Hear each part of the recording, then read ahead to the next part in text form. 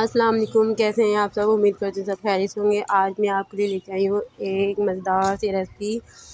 आप कैरमलाइज चीनी के अंदर आप भिगी हुई सूजी डालें और कमाल की रेसिपी देखें।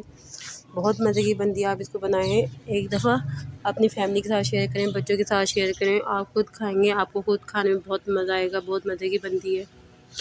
चलें फिर शुरू करते हैं। बिस्मिल्लाहिर्रहमानिर्रहीम। आपने यहाँ पे लेना है 1 कप चीनी और हाफ़ कप से थोड़ा सा आपने लेना है पानी।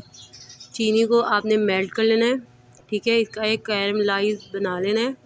चीनी अच्छी तरह से मेल्ट हो जानी चाहिए यहाँ पे ना, ठीक है। जब थोड़ा पानी कम हो जाएगा ना, फिर हम इसके अंदर ऐड करेंगे भीगी हुई सूजी। सूजी का तकरीबन दूध बन चुका है। इसको मैंने 1 कप सूजी लिया था और मैंने 1 कप पानी लेके सूजी को भिगो दिया था, ठीक है। 3-4 घंटे सूजी भीगी रही थी। अब इसके अंदर मैं ऐड कर रही हूँ 2 चम्मच घी के, ठीक है। अब आपने इसको मिक्स करना है अच्छी तरह से, ताकि चीनी, घी और पानी अच्छी तरह से मिक्स हो जाए, कुक हो जाए अच्छी तरह। जब पानी थोड़ा सा रह जाएगा, कम हो जाएगा, फिर हम इसके अंदर भीगी हुई सूजी डाल देंगे। यहाँ पे आप सब देखें 3 घंटे हो चुके हैं सूजी को भीगे हुए। 1 कप सूजी ली थी और 1 कप पानी भिगो के रख दिया था 3 से 4 घंटे के लिए। ये अब दूध बन चुके हैं, ठीक है ना, सूजी का दूध। अब आप इसको इसके अंदर डाल दीजिएगा और आपने अच्छी तरह से मिक्स करना है। यहाँ पे आपने घबराना नहीं है इस स्टेज पे कि ये ख़राब हो गई है। थोड़ी सी गुठलियाँ भी बनेंगी, ठीक है, लेकिन आपने घबराना नहीं है। आपने मिक्स करते जाना है और इसको आपने छोड़ के नहीं जाना है, ठीक है ना। मिक्स करना है अच्छी तरह से ना, और आपने इसके अब वो कुक करना है, भुनाई करनी है। यहाँ पे देखें पानी बिल्कुल खुश्क हो चुका है। अब आपने ना चूल्हे की आंच मीडियम टू लो फ्लेम कर देनी है, ठीक है, बिल्कुल दम वाली आंच ना। और फिर आपने इसको कुक करना है।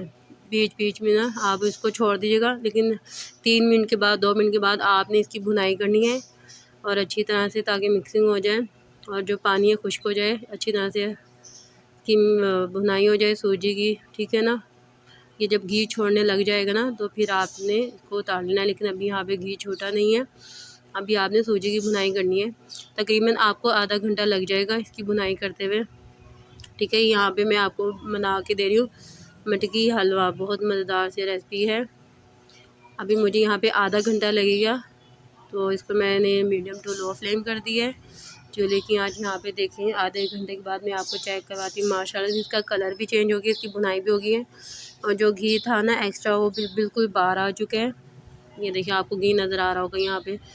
घी तो खैर वैसे कम डाले, लेकिन जो हमने डाले ना घी, वो भी बाहर आ गया, ठीक है। अब आप इसको डिश आउट करें, बहुत मज़े का बनता है। आप चाहें तो अपनी मर्ज़ी से बादाम, पिस्ता, काजू डाल सकते हैं। मैं यहाँ पे कोकोनट का बुरादा डाल रही हूँ, थोड़ा सा कोकोनट, ठीक है, क्रश किया हुआ था मैंने, तो वो ऐड कर दूँगी। यहाँ पे माशाल्लाह देखें कितनी मज़ेदार सी रेसिपी बनी है। मटकी हलवा, मियाँ वाली का स्पेशल, काला बाग का ना मटकी हलवा। जो हलवे के खाने के शौकीन हैं वो इस रेसिपी को देखें। बस आपको थोड़ी सी मेहनत लगेगी इसकी भुनाई करने में, हलवे की भुनाई करने में, ठीक है ना। सूजी डाल के आपने आधे घंटे तक इसकी भुनाई करनी है मीडियम टू लो फ्लेम पे। जब घी छूट जाए तो आप इसको डिश आउट करें।